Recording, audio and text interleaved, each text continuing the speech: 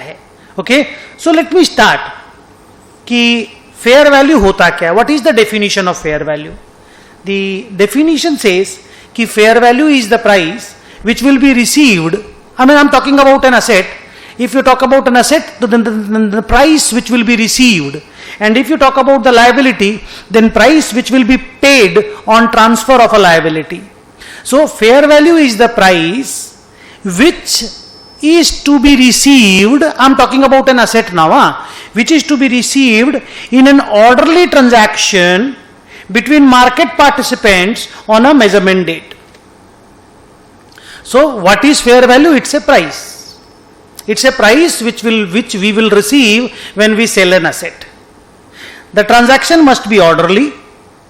The transaction should be between the market participants, and the fair value should be determined on the measurement date. Because 2 तारीख यानी 2 जनवरी को अगर किसी चीज का फेयर वैल्यू 40 रुपया है, 3 जनवरी को उसका फेयर वैल्यू 49 हो सकता है। मैं आज की बात बता रहा हूं, इन्फोसिस का कल का फेयर वैल्यू 830 रुपीज था, आज का फेयर वैल्यू 942 रुपीज है।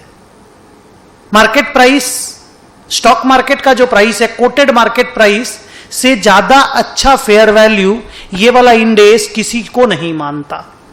आप बाद में देखेंगे कि what is the level 1 input to find the fair value, it is the quoted market price. But just मैं ये बोल रहा था, I was giving you the importance of measurement date. So measurement date जिस दिन आप फेयर वैल्यू निकाल रहे हो वो बहुत बहुत इंपॉर्टेंट है, because once the date changes fair value may change dramatically.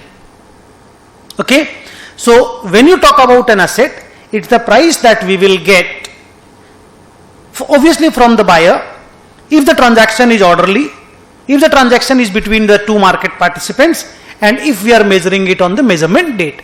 And if you talk about the liability, तो liability में it is the price that we pay when we transfer a liability.